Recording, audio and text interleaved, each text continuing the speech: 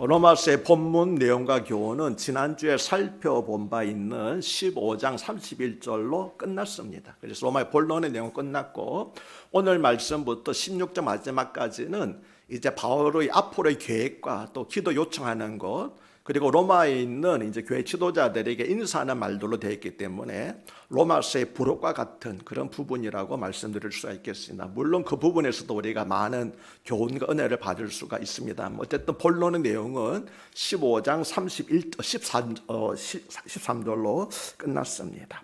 특히 오늘 본문에서 사도 바울은 자신이 하나님의 부르심을 받아서 복음 일꾼이 되어 지난 30여년간 이방인들에게 복음을 전하며 살아온 자신의 사역을 돌아보면서 회고하고 있습니다. 즉 자신이 어떤 사람이며 어떻게 쓰임받았는가에 대해서 고백하고 있는 것이 오늘 내용입니다.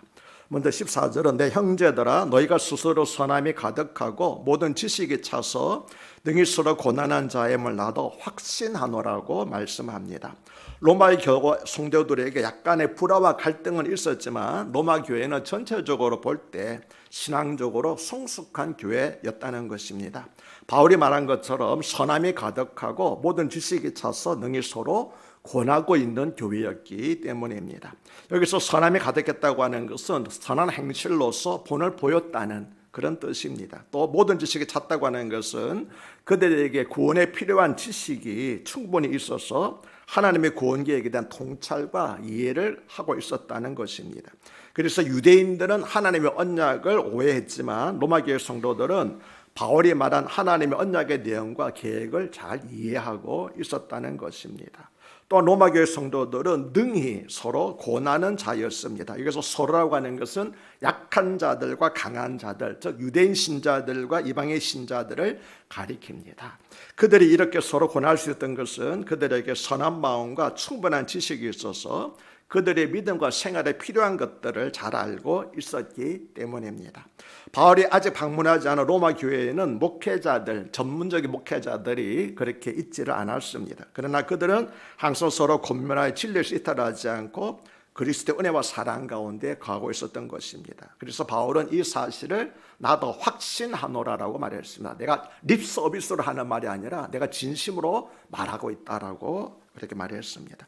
로마교회 성도들처럼 그리스도인들은 서로 고난은 사람들이어야 됩니다. 그래서 히브리서 10장 13절로부터 15절은 또 약속하신 이는 믿으시니 우리가 믿는 도리의 소망을 움직이지 말며 굳게 잡고 서로 돌아보아 사랑과 선행을 격려하며 모이기를 피하는 어떤 사람들의 습관과 같이 하지 말고 오직 권하여 사랑과 선행을 교훈하여서 그날에 볼수록 더욱 그러하자고 말씀합니다. 어떻게 하면 서로 고난한 일을 감당할 수 있습니까? 선함이 가득하고 모든 지식이 찰 때에 서로 고난한 일을 할 수 있는 것입니다. 로마교회 성도들은 바울의 이러한 칭찬을 듣고 많은 위로를 받았을 것입니다. 한편 바울의 편지의 말미에서 이렇게 로마교회 성도들을 칭찬한 것은 우리가 살펴본 것처럼 앞에서 소나도 이길 정도로 바울이 로마 교인들을 좀 혼냈기 때문에 그래서 이번에는 또 그들의 마음을 달래줄 필요를 느꼈기 때문입니다. 물론 사도 바울이 생각할 때 로마교회 성도들에게도 부족한 점이 많이 있었을 것입니다. 그러나 다른 사람들을 세워주는 일을 하는 것은 그리스도인들에게 꼭 필요한 부분입니다. 우리 모두에게는 장점과 단점이 있습니다. 하지만 우리는 다른 사람들을 향하여서 단점만을 지적하기보다는 장점이 더 부각될 수 있도록 칭찬하고 세워주는 말을 하는 것에 더 힘을 써야 됩니다. 요즘 영국에서 우리 손흥민 선수가 크게 화제가 되고 있잖아요. 그래서 아시는 분들, 축구에 관심 있는 분들은 아시겠지만 손흥민 선수가 토트넘이라고 하는 그런 그 축구팀에 이번에 주장으로, 그러니까 동양인으로 아시아인으로서는 처음으로 영국의 그 프로팀에 주장이 되었는데 그 리더십 아주 탁월하다는 리더십을 합니다. 그 앞에 있었던 그 주장들은 그냥 계속 선수들을 혼내기만 하고 다그치기만 하고 화만 냈는데 손흥민은 그렇지 않다는 거예요. 그들을 잘 달래주고 잘한 점을 칭찬해주고 이렇게 하는 것, 그 탁월한 리더십을 해서 요즘은 K 리더십이라고 하는 그런 또 말이 또 영국에서 유행하고 또 세계적으로도 주목 대상이 되고 있다고 하는 말을 그렇게 들었습니다. 그래서 우리 그리스도인들도 서로 책망하고 깎아내리는 것보다는 물귀신처럼 끄집어내리는 것이 아니라 세워주는, 격려해서 그걸 잘할 수 있도록 해주는 일이 필요한데, 사도 바울이 마지막으로 혼내고 난 다음에 이렇게 달래주는 말을 지금 마지막으로 하고 있는 것입니다. 15절은 그러나 내가 너희로 다시 생각나게 하려고 하나님께서 내게 주신 은혜로 말미암아 더욱 담대히 대략 너희에게 썼느니라고 말씀을 합니다. 대략 썼답니다. 우리는 지금 로마서 읽으면서 골치가 봤는데 바울은 말하기를 내가 간단히 쓴 거다, 대략 썼다고 그렇게 말하고 있습니다. 15절은 그러나라는 말로 시작합니다. 로마 교회 성도들은 이미 성숙한 믿음을 갖고 있었습니다. 그러나 너희로 다시 생각나게 하려고 했노라고 사도 바울은 자신이 로마서를 쓴 이유에 대해서 말하였습니다. 여기서 다시 생각나게 하라고 하는 말은 어떤 교리를 반복한다는 뜻입니다. 즉 그들이 알지 못한 어떤 새로운 것을 가르친다는 뜻이 아니라 이미 알고 있는 복음의 진리를 되풀이한다라고 하는, 그래서 진리를 다시 반복해서 상기시킨다라고 하는 그런 뜻이었습니다. 그럼 바울은 왜 다시 생각나려고 했을까요? 두 가지 이유를 생각해 볼 수 있겠습니다. 첫째는 복음의 원리와 명령을 안다고 하면서도 그들의 행함에 부족함이 있는 것을 보고 그것을 더 굳건히 세우기 위해서였습니다. 즉 하나님의 놀라운 복음의 은혜가 무엇인지 다시 한번 로마교회 성도들에게 설명하고 잊어버리기 쉬운 복음의 진리를 반복해서 그들의 마음에 돌이 새기듯이 새기고자 한 것이었습니다. 다시 말하면 알고는 있었지만 잊어버린 것들, 또는 가지고는 있었지만 잃어버린 것들을 다시 상기시키기 위한 것이었습니다.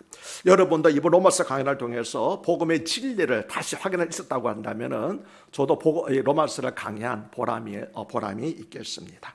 둘째는 이미 그들이 잘 알고 있는 지식이라는 점을 강조하기 위해서였습니다. 이것은 수신자들의 신앙을 존중해주는 예의 바른 태도였습니다. 그래서 바울은 가르친다는 표현하지 않고 다시 생각나게 하련다라고 겸손한 표현을 한 것입니다. 우리도 다른 사람들에게 고민할 때처럼 상대의 인격을 존중해주는 태도를 가져야 할 것입니다. 이어서 바울은 하나님께서 내게 주신 은혜로 말미암아 더욱 담대히 대략 너에게 썼느니라고 하였습니다. 바울은 내게 주신 은혜로 말미암아 더욱 담대히 로마서를 기록했다고 고백을 했습니다. 여기서 더욱 담대란 말은 무슨 뜻일까요? 내가 사람의 눈치를 보지 아니하고 사람의 반응을 두려워하지 않고 오직 하나님 앞에서 이 말을 하였다라고 하는 그런 의미입니다. 즉 이 말을 함으로써 사람들이 거부하거나 대적하면 어떻게 하나 하고 염려하지 않았다는 것입니다. 오늘날의 설교자들과 전도자들도 사도 바울처럼 더욱 담대히 복음을 선포해야 할 것입니다. 그러기 위해서는 하나님의 은혜를 받을 때 우리가 담대히 사람을 두려워하지 않고 하나님 앞에서 진리의 말씀을 선포할 수 있게 될 것입니다. 16절은 이 은혜는 곧 나로 이방인을 위하여 그리스도 예수의 일꾼이 되어 하나님의 복음의 제사장 직분을 하게 하사 이방인을 제물로 드리는 것이 성령 안에서 거룩하게 되어 받으실 만하게 하심이라고 말씀을 합니다. 저도 이 말씀을 읽을 때 무슨 내용인지 얼른 대충은 알겠지만 뚜렷이 이렇게 잘 들어오지 않았습니다. 왜냐하면 우리 성경이 조금 어렵게 번역되어 있는 것이 사실이거든요. 그래서 세번역 성경을 보니까 좀 더 쉽게 번역이 되어 있어서 소개해드립니다. 세번역 성경으로 제가 16절 읽어드리겠습니다. 하나님께서 이 은혜를 나에게 주신 것은 나로 하여금 이방 사람에게 보내심을 받은 그리스도 예수의 일꾼이 되게 하여 하나님의 복음을 전하는 제사장의 직무를 수행하게 하시려고 한 겁니다. 그리하여 이방 사람들로 하여금 성령으로 거룩하게 되게 하여 하나님께서 기쁨으로 받으실 제물이 되게 하시려는 것입니다. 좀 더 쉽지요? 무슨 내용인지. 내가 이방인의 사도로 부름을 받은 것은 이방인들을 복음을 전해서 그들을 거룩하게 돼서 하나님께서 받으실 만한 제물이 되게 하는 것. 그래서 복음의 제사장 되게 하려는 것이 하나님께 나에게 준 사명이라고 그렇게 말한 것입니다. 하나님께서 바울에게 주신 또 한 가지 은혜나 바로 이처럼 이방인들을 위해서 일하는 그리스도 예수의 일꾼이 되도록 하신 것이었습니다. 이 말씀은 베드로를 어떤 사도? 유대인의 사도를 세우신 주님께서 바울은 이방인의 사도로 세워주셨다고 하는 것이죠. 그런데 여기서 일꾼이라고 하는 우리말로 번역된 일꾼이라고 번역된 말이 헬라어로는 미니스텐이라고 하는 말인데 종이나 노예가 아닌 자원하는 봉사자를 가리켜서 미니스텐이라고 말합니다. 여기서 성직자를 가리키는 영어 단위인 미니스터라는 말이 나왔습니다. 그래서 성직자라고 하는 것은 삭설받고 일하는 사람이 아니라 억지로 하는 사람이 아니라 자원하는 봉사자라고 하는 그런 의미를 갖고 있는 것입니다. 이처럼 미니스테는 스스로 원해서 일하는 사람입니다. 종은 순종만 하고 책임이 없지만 자원하는 봉사자는 일도 하고 책임도 집니다. 사도 바울은 이렇게 자신을 자원하는 봉사자라고 하였습니다. 하나님 은혜에 감사해서 스스로 원해서 하나님을 위해 일해왔다는 것입니다. 이것이 은혜를 입은 사람의 모습이고 우리도 이렇게 자원하는 봉사자가 되어야 될 줄로 믿습니다. 무슨 일이든지 시켜서 억지로 하면은 사랑과 감사가 없지요. 스스로 자원해서 봉사할 때 일하면서 기쁨도 얻고 보람을 얻게 되는 것입니다. 내가 좋아서 헌신하고 내가 원해서 봉사하는 겁니다. 누가 시켜서 하는 것이 아니고. 그런 말이 있잖아요. 종이 이렇게 앞마당을 쓰려고 그러는데 그 주인이 야 돌쇠야 앞마당 쓰려고 그러게 되면은 기분이 좋을까 나쁠까요? 나쁘잖아요. 안 그래도 자기 쓰려고 그러는데 자원해서 하면 쓸 텐데 괜히 잔소리하게 되면 하던 일도 안 하게 되잖아요. 그래서 이처럼 우리가 자원해서 일을 할 때는 기쁨으로 하게 되는데 누가 시켜서 하게 되면 같은 일을 할지라도 기분 나쁘게 되잖아요. 그래서 우리는 여러분 누가 시켜서 하는 것이 아니라 자원하는 봉사자가 될 때에 우리가 하는 모든 일들을 기쁨으로 즐겁게 하게 될 줄로 그렇게 믿습니다. 아멘. 그래서 주님을 섬기고 주님의 일을 하는 그 자체로 기뻐하며 일하는 사람들, 이것이 바로 그리스도의 자원하는 일꾼들인 것입니다. 바울은 이어서 자신이 이방인의 사도로 세움을 받은 것은 하나님의 복음의 제사장 직무를 하게 하심이라고 하였습니다. 구약 시대에는 선민 이스라엘을 제사장 나라로 삼으셨지요. 그러나 즉 이스라엘 통해서 천하 만민이 구원을 얻게 하려는 계획을 하나님께서 갖고 계셨습니다. 그런데 신약 시대는 어떤 한 민족이 아니라 모든 그리스도인들을 하나님께서 왕같은 제사장으로 삼아줬습니다. 오직 너희는 택하신 족속이요 왕같은 제사장이라고 베드로전서 2장에서 말씀을 합니다. 그래서 사도 바울은 말하기를 나도 신약시대 제사장으로 세움을 받았는데 여러분들처럼, 그런데 특별히 복음의 제사장, 복음을 전하는 제사장으로 세움을 받았다라고 그렇게 말한 것입니다. 그럼 복음의 제사장이라는 것은 어떤 의미일까요? 여러분 잘 아시는 것처럼 제사장은 하나님께 제사를 드리는 사람인데 제사를 드릴 때는 어떻게 됩니까? 반드시 뭐가 있어야 됩니까? 제물이 있어야 되잖아요. 그래서 구약 시대에는 짐승, 가축, 소나 양이나 염소 같은 그런 가축을 제물로 드렸습니다. 그런데 사도 바울이 자신을 복음의 제사장으로 한 것은 나는 그런 가축을 제물로 드리는 것이 아니라 복음을 전해서 다시 말하면 이방인들의 영혼을 하나님 앞에 제물로 드리도록, 그래서 나는 복음의 제사장이라는 거예요. 구약의 제사장들은 짐승을 제물로 바쳤지만 나는 짐승이 아니라 어떤 사람을 이방인들을 하나님 앞에 제물로 드리는 사람이다. 그 사명이 내가 받았기 때문에 나는 복음의 제사장이라고 말한 것입니다. 다시 말하면은 사도 바울이 자신을 복음의 제사장으로 한 것은 신약 시대에 하나님께서 가장 기뻐하시는 제물은 바로 이방인들의 영혼이라는 의미입니다. 오늘날에도 하나님께서 가장 기뻐하시는 예물은 예수님을 믿지 않는 사람들의 영혼입니다. 그래서 예수님께서는 누가복음 15장 7절에서 내가 너에게 이르노니 이와 같이 죄인 한 사람이 회개하면 하늘에서는 회개할 것이 없는 의인 99으로 말미암아 기뻐하는 것보다 더하리라고 말씀을 하셨습니다. 하나님께서 가장 기뻐하시는 예물, 제물이 뭡니까? 믿지 않던 사람들이 믿고 돌아오는 것, 그걸 하나님께서 가장 기뻐하시는데 사도 바울은 내가 이 직분을 받은 것을 자랑스럽게 여겨노라, 그래서 그렇게 말하고 있는 것입니다. 그런데 사도 바울만 복음의 제사장으로 부름받은 것이 아니라 모든 그리스도인들이 다 복음의 제사장으로 부름을 받지 않았습니까? 그러므로 우리도 믿지 않는 사람들에게 복음을 전해서 그들을 하나님이 받으실 만한 거룩한 제물로 드려야 되는 사명이 우리에게 있는 것입니다. 그래서 교회의 가장 큰 사명과 목적은 예수 그리스도를 믿지 않는 사람들에게 복음을 전하는 것이고, 그리스도인들의 가장 큰 사명 역시 믿지 않는 사람들에게 복음을 전하여서 그들의 영혼을 하나님께 드리는 것, 이것이 가장 큰 사명이고 목적인 것입니다. 우리가 하나님을 가장 기쁘시게 해드리는 것은 복음을 전하여서 믿지 않는 사람들을 하나님께로 인도하는 것입니다. 그래서 구약 다니엘서 12장 3절은 많은 사람을 옳은 대로 돌아오게 한 자는, 여기서 옳은 데가 뭘까요? 하나님께로 돌아오게 한 자는 하늘의 빛같이 별과 같이 영원히 빛나리라고 말씀하셨는데, 이것은 복음 전도자들에게 주실 상급을 가르쳐 말한 것입니다. 가장 큰 상을 복음 전도자들에게 주신다는 겁니다. 왜 그렇습니까? 하나님께서 가장 기뻐하시는 것이 구원받지 하나님을 모르는 사람들이 하나님을 알고 돌아오는 것이었기 때문에, 그래서 나라에 큰 공을 세우는 것보다 뭐 교회에 큰 건물을 짓는 것보다 하나님께서는 한 영혼이 돌아오는 것을 더 기뻐하신다고 말씀하신 것입니다. 17절과 19절은 그러므로 내가 그리스도 예수 안에서 하나님의 일에 대하여 자랑하는 것이거니와 그리스도께서 이방인들을 순종하게 하기 위하여 나를 통하여 역사하신 것 외에는 내가 감히 말하지 아니하노라. 나는 이방인의 사도로 부름받아서 복음 전하는 것 이거 외에는 자랑할 것이 없다, 그렇게 말합니다. 그 일은 말과 행위로 표적과 기사의 능력으로 성령의 능력으로 이루어졌으며 그래야 내가 예루살렘으로부터 둘이 행하여 일루리곤까지 그리스도의 복음을 편만하게 전하노라고 말씀합니다. 사도 바울은 그리스도께서 이방인들에게 복음을 전하도록 하기 위해서 자신을 어떻게 들어 쓰셨는가를 설명하고 있습니다. 바울은 자신의 복음을 많이 전하고 열매를 많이 거두었지만 그것은 내가 한 것이 아니고 하나님께서, 성령님께서, 주님께서 나를 통해서 일하신 것이라고 고백을 하였습니다. 바울은 그동안 경험한 수많은 일들에 대해서 얼마든지 자랑할 수 있었지만 모든 것이 그리스도께서 자신을 통해서 역사하신 일이라면서 오직 하나님께만 영광을 돌리고 있는 것입니다. 바울은 자신은 다만 일꾼으로만 쓰임받았을 뿐이라고 겸손히 고백합니다. 그래서 하나님의 자기를 통해서 일하시것 외에는 자랑하지 않겠다고 한 것입니다. 하나님의 일은 내 능력과 수고라는 것이 아니라 하나님이 주시는 능력으로 하는 것입니다. 내가 일하는 것이 아니라 하나님이 나를 통해서 일하는 것이고 우리는 다만 하나님의 도구일 뿐인 것입니다. 그래서 자랑할 것이 없다는 거죠.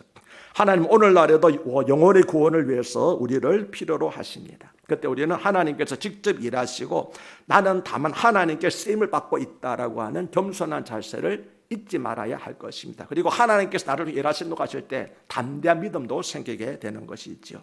그런데 바울은 하나님의 역사는 말과 행위로 표적과 기사의 능력으로 성령의 능력으로 이루어졌다고 하였습니다. 바울은 이방인들에게 복음을 전하기 위해서 여러 곳으로 돌아다니면서 말과 행동으로 복음을 전했습니다. 이처럼 복음을 전하는 것은 먼저는 말로 해야 됩니다. 말하지 않고 어떻게 복음 전할 수 있겠습니까? 그래서 먼저 말로 해야 되겠지만 바로 이어서 뭐라고 그럽니까? 내가 말로만 한 것이 아니라 행동으로도 했다. 행동 무슨 뜻일까요? 선한 행위로 선한 영향력을 끼쳤다고 하는 그런 의미인 것입니다. 그러나 바울은 복음의 열매를 맺은 것은 난 이까지 했지만 그러나 그것이 열매를 맺게 된 것은 내가 한 것이 아니고 성령께서 하신 것이다. 그렇게 성령의 능력으로 나타난 것이라고 고백을 했습니다. 성령께서 역사하셔서 표적과 기사와 능력이 나타났고 성령의 능력으로 사람들이 복음을 받아들였다는 것입니다. 내가 아무리 열심히 복음을 전하더라도 성령께서 일하지 않으시면 아무것도 이룰 수가 없다는 것을 사도 바울은 너무나 잘 알고 있었기 때문입니다. 그래서 바울은 고린도전서 2장 4절과 5절에서도 내 말과 전도함이 설득력이 있는 지혜 말로 하지 아니하고 다만 성령의 나타나심과 능력으로 하여 너희 믿음이 사람의 지혜에 있지 아니하고 다만 하나님의 능력에 있게 하려노라고 하였으며 데살로니가 전서 1장 5절에서도 이는 우리 복음이 너에게 말로만 이른 것이 아니라 또한 능력과 성령과 큰 확신으로 된 것이라고 말하였습니다. 우리는 흔히 성령의 능력으로 한다면 뭘 생각합니까? 막 사람이 막 넘어지고 자빠지고 막 병고침을 받고 귀신 쫓겨나고 이런 걸 성령 능력으로 생각하지만 사도 바울은 뭘 성령 능력이라고 말합니까? 사람의 영혼이 구원받는 것, 사람이 중생하는 것, 이것이 가장 큰 성령의 능력이라고 말하는데 많은 사람들이 이 사실을 알지 못하고 있습니다. 가장 큰 성령의 능력은 뭡니까? 죽은 영혼을 살리는 거예요. 이거보다 큰 영혼이 어디 있겠습니까? 많은 사람들은 이것을 성령의 능력으로 생각하지 않고 중생시키는 것이 가장 큰 능력인데 엉뚱한 것, 뭡니까? 사람 병 고치는 것, 귀신을 쫓아내는 것이 마치 큰 성령의 능력으로 착각하고 있는데 바울은 그걸 말하고 있지 않지요. 뭐가 성령의 큰 능력이라고 말합니까? 복음을 전해서 사람이 구원받는 것, 영혼을 구원하는 것, 이것이 성령의 큰 능력이라고 말하고 있는 것입니다. 19절 하반절은 그리하여 내가 예루살렘으로부터 둘이 행하여 일루리곤까지 그리스도의 복음을 편만하게 전하라고 말씀을 합니다. 바울은 모든 지역에 편만하게 복음을 전하기 위해서 힘썼는데 편만하게 전했다고 하는 것은 모든 지역에 골고루 복음을 전했다, 빠짐없이 전했다라고 하는 그런 의미를 가지고 있습니다. 여기서 일루리곤은 어딜까요? 일루리곤이라는 것은 발칸반도 중서부 지역으로 지금의 알바니아라고 하는 나라가 바로 일루기온이라는 그런 곳입니다. 예루살렘은 동남쪽에 있고 그리고 일루리곤은 서북쪽에 있습니다. 그 당시 생각하게 되게 되면은 여기서 끝에서 끝까지요. 그러니까 예수님께서 사도행전 1.8절에 뭐라고 하십니까? 너희가 성령의 능력을 임하시면 능력을 받고 땅 끝까지 이르러서 내 증인이 되라고 말씀하셨는데, 사도월 입장에서는 내가 그 말씀에 순종하여 예루살렘보다 저 땅 끝까지 일루리곤까지라고 하는 것은 그 당시 사람들이 알고 있던 저쪽 끝입니다. 그쪽까지 내가 복음을 전했다라고, 북쪽 끝까지 전했다고 그렇게 고백을 한 것입니다. 그래서 이 말씀을 내가 이루기 위해서 나는 평생 헌신했다고 고백한 것이, 내가 예루살렘으로부터 일루리곤까지 편만하게 복음을 전했다라고 바울의 말에 포함되어 있습니다. 20절은 또 내가 그리스도의 이름을 부르는 곳에는 복음을 전하지 않기를 힘썼노니 이는 남의 터 위에 건축하지 아니하림이라고 말씀합니다. 복음 전도된 사도 바울에게는 한 가지 원칙이 있었는데, 그것은 이미 그리스도 예수의 복음이 전파된 곳에는 가서 복음을 전하지 않겠다는 것이었습니다. 이미 예수님을 믿는 사람들에게는 전도하지 않겠다는 그런 의미가 되겠지요. 예수님을 잘 믿고 자기 교회를 잘 다니고 있는 사람에게는 우리도 전도할 필요가 없고, 아니 전도해서도 안 됩니다. 그건 교회를 뺏어오는 것이 전도하는 거 아니잖아요. 근데 많은 사람들이 전도하는 것이 아니라 교회를 뺏어오는 일들을 전도를 잘못 생각하고 있는 거예요. 자기 교회만 채웁니다. 남의 교회는 죽어가는데. 그래서는 안 된다는 거지요. 다른 교회나 다른 사람의 전도하고 있는 지역에도 가지 않는 것이 목회 윤리라고 하는 것을 사도 바울은 오늘 말씀을 통해서 우리에게 보여주고 있습니다. 사도 바울의 유일한 목적은 아직 그리스도 예수를 알지 못하는 사람들, 복음을 듣지 못한 지역에 가서 예수 그리스도와 그의 복음을 전파하는 것이었습니다. 바울은 이미 복음이 전파되고 교회가 세워진 곳에는 그래서 가지 않았던 것입니다.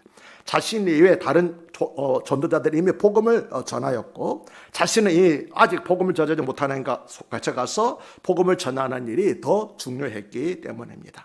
바울은 이와 같은 삶이 하나님의 말씀을 성취하는 것이라고 믿었습니다. 21절을 보시면은 기록된 바 주의 소식을 받지 못한 자들이 볼 것이요 듣지 못한 자들이 깨달으리라 한 것 같으니라고 말씀을 하고 있습니다. 내가 복음이 전파되지 않은 곳에 가는 것은, 다른 사람 전하고 가지 않는 것은, 이 사도행 여기 21절에 말한 것처럼 기록된 바 주의 소식을 받지 못한 자들이 볼 것이요 듣지 못한 자들이 깨달으리라. 이것이 하나님께서 복음 전도자들을 보낸 목적이라는 거예요.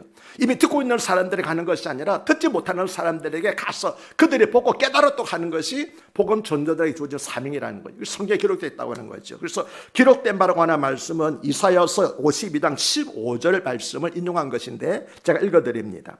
그가 나라들을 놀라게 할 것이며 왕들은 그로 말미암아 그들의 입을 봉하리니 이는 그들이 아직 그들에게 전파되지 아니한 것을 볼 것이요 아직 듣지 못한 것을 깨달을 것입니다라는 말씀을 인용한 것입니다. 그러니까 이사야서 52장 15절 가운데서 뒷부분을 인용한 것인데, 이 말씀의 뜻이 뭐냐면은 하나님께서는 이사야 선지자를 통해서 예언하시기를 이방 나라들과 이방 사람들이 예수 그리스도의 복음을 듣고 놀라게 될 것을 이미 이사야 선지자가 예언을 했다고 하는 것입니다. 사도 바울은 이 구약의 말씀을 읽으면서 이것이 바로 내 사명이구나.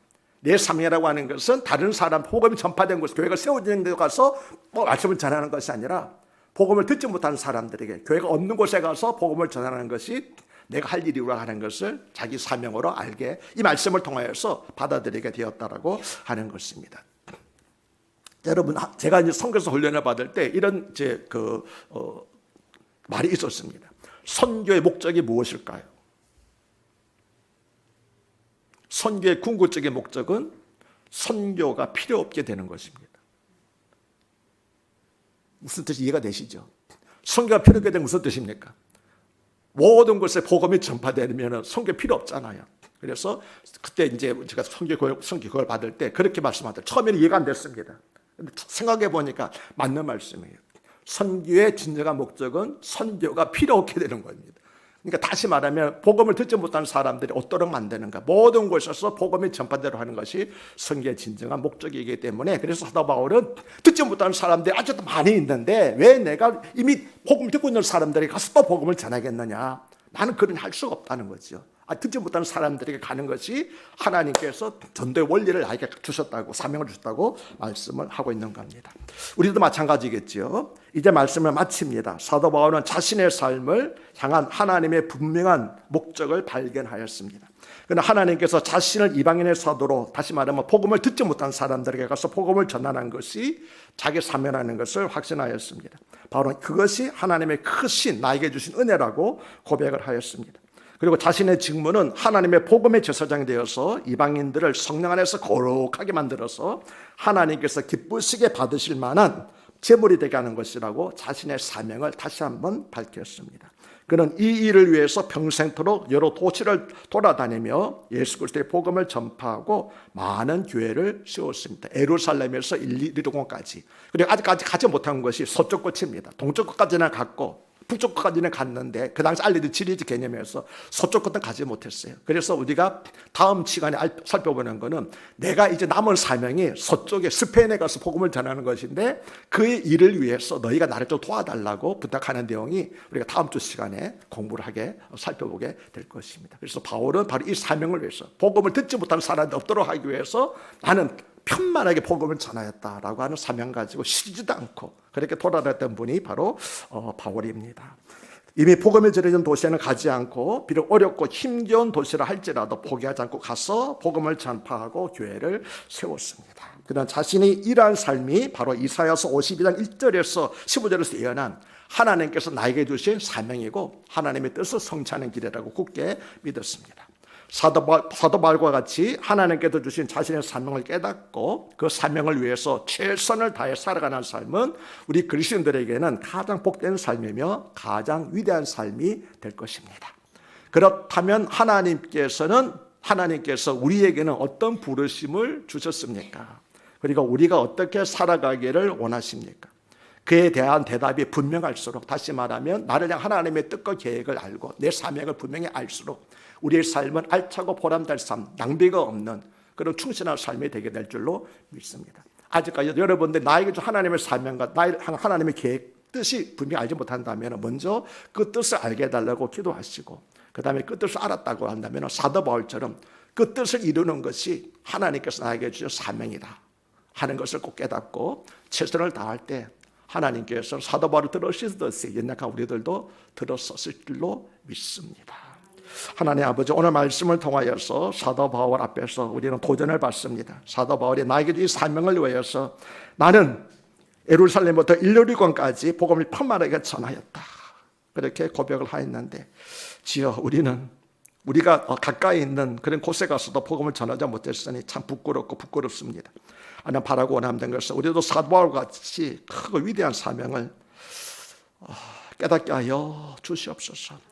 사도 바울이 나는 복음의 제사장이라고 말하였는데 우리도 복음의 제사장이라는 사명을 깨달아서 멀리 가지 못한다 할지라도 최선을 다해서 하나님께 부르시는 사람들에게라도 복음을 전하여서 그들의 영혼을 하나님께 받으실 만한 거룩한 제물로 드려지는 이 시대의 복음의 제사장들 삶을 살 수 있도록 하여 주시옵소서. 그렇게 도와주시기를 간절히 바라고 원할 때에 우리 주 예수 그리스도를 받들어 기도하옵나이다. 아멘.